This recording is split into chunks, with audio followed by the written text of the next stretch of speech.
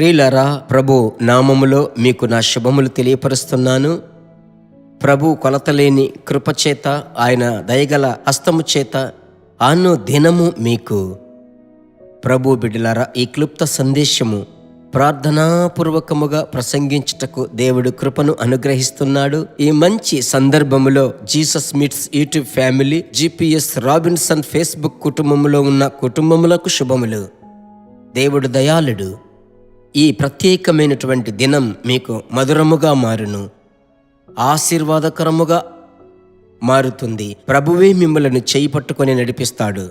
ప్రభు యొక్క ప్రసన్నత మిమ్మలను భరిస్తుంది. పరిశుద్ధాత్మునితో అనుదినము ఈ క్లుప్త సందేశము ద్వారా మీకు నేరుగా వచ్చుచున్నటువంటి దేవుని వాక్యేమిటి తెలుసా? నేను చదువుతాను.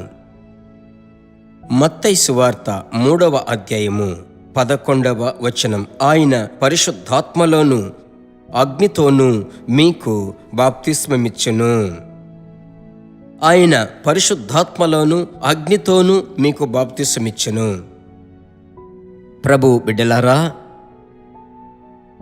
ఈ మాట చెప్పినటువంటి వ్యక్తి బాప్తిస్మిచ్చే యోహాను. మీకందరికీ తెలుసు, అరణ్యములో ఆయన యోర్దాను నది దగ్గర విస్తారమైన ప్రజలకు బాప్తిస్మమిచ్చుచుండగా ఉన్నట్టుండి అంటున్నాడు, ఆయన వచ్చినప్పుడు పరిశుద్ధాత్మలోను అగ్నితోనూ మీకు బాప్తిస్మమిచ్చును. మారు మనస్సు పొందేటప్పుడు మనకు నీటిలో బాప్తిస్మం ఇస్తున్నారు. అది పాప క్షమాపణ నిశ్చయితకు సాదృశ్యం. అయితే పరిశుద్ధాత్మ అభిషేకమును గురించి బాప్తిస్మమిచ్చే యోహాను మాట్లాడేటప్పుడు పరిశుద్ధాత్మలోను అగ్నితోనూ మీకు ఒక బాప్తిస్మం ఉంది అని చెప్తున్నాడు.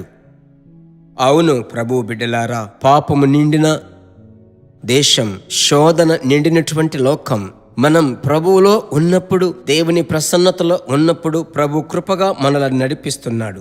అయితే లోకములోనికి వెళ్ళినప్పుడు మీరు పలు విధములైనటువంటి శోధనల గుండా మీరు సాగి వెళ్ళవలసిన పరిస్థితి.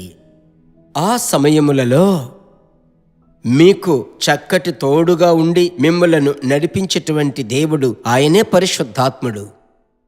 అలాగైతే ఈ పరిశుద్ధాత్ముని యొక్క ముఖ్య ఆశీర్వాదం ఏమిటంటే, పరిశుద్ధాత్మ చేత అగ్నితోనూ, పరిశుద్ధాత్మ అభిషేకములో 2 ప్రత్యేకమైన ఆశీర్వాదాలున్నాయి. ఒకటి, పరిశుద్ధముగా జీవించుటకు ఆయన మనకు త్రోవ చూపిస్తున్నాడు. రెండవది, అగ్నితో అని వ్రాయబడి ఉంది కదా, అది ప్రభు పరిచర్యలో మిమ్ములను వాడడానికి పరిశుద్ధాత్ముడు ఇష్టపడుతున్నాడు. ఇవి 2 ముఖ్యమైన ఉద్దేశాలు. కొన్ని సందర్భాలలో కొన్ని పోరాటములు, తప్పించుకోలేనటువంటి సమస్యలు మనము ఎదుర్కొనేటప్పుడు ఈ పరిశుద్ధాత్ముడు మనలో ఉన్నట్లయితే ఆయన ఏం చేస్తాడంటే, ఒక వచనం చదువుకుందాం.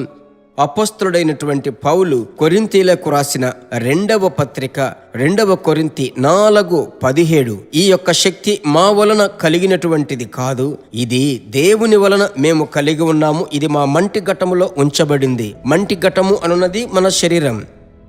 ఈ మంటి ఘటములో దేవుని యొక్క మహిమైశ్వర్యం ఉంది. ఈ అభిషేకం మీలో ఉన్నట్లయితే పరిశుద్ధాత్ముడు పలు విధములైన పోరాటముల గుండా మనం వెళ్ళినప్పటికీ ఇదే మార్గం, ఇది త్రోవ అని ఆయన మనకు బోధిస్తాడు, ఖండిస్తాడు.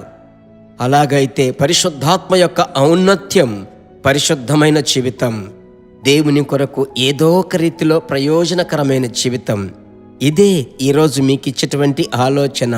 ఇందుకు మీరు సమర్పించుకొని అప్పగించుకొని, ప్రభువా నేను పరిశుద్ధముగా జీవించాలి, మీకిష్టముగా జీవించాలి, ఈ దినమంతా వ్యర్థమైన సంభాషణలో నేను ఉండకూడదు, కనుక నేను నా నోటికి కావలి పెట్టుకోవాలి, నాకు సహాయం చేయండి. ప్రార్థించుదాం. మంచి తండ్రి, మీ బిడ్డలతో మీ కృప ఉన్నందుకు స్తోత్రం. ప్రభువా, ఆ రోజు యోహాను చెప్పిన మాట ప్రకారం పరిశుద్ధాత్మలోను అగ్నితోనూ మీకు బాప్తిస్మం ఇచ్చును అని చెప్పాడే, ఆ పరిశుద్ధమైనటువంటి జీవితం, శక్తివంతముగా దేవుని కొరకు ప్రకాశించే జీవితం మీ బిడ్డలకు ఇవ్వండి.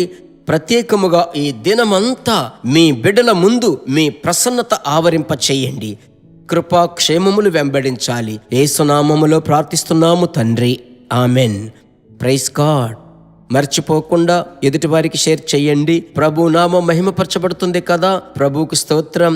ప్రభు చిత్తమైతే మరలా కలుసుకుందాం. God bless you. దేవుని బిడ్డలారా, ఈ వర్తమానము మీకు మిక్కిలి ఆశీర్వాదకరముగా ఉందని మేము నమ్ముచున్నాము. ఇంకనూ మా వర్తమానములను విని ప్రభువులు ఆశీర్వదింపబడుటకు జీసస్ మీట్స్ మినిస్ట్రీస్ అను మా యూట్యూబ్ ఛానల్ ను సబ్స్క్రైబ్ చేయండి. మరియు మా ప్రార్థన సహాయముకై మీరు సంప్రదించవలసిన మా ఫోన్ నెంబర్ 9842522836 మరియు 7299546363. Email gpsrobinson@hotmail.com. ప్రభు మిమ్మును ఆశీర్వదించునుగాక.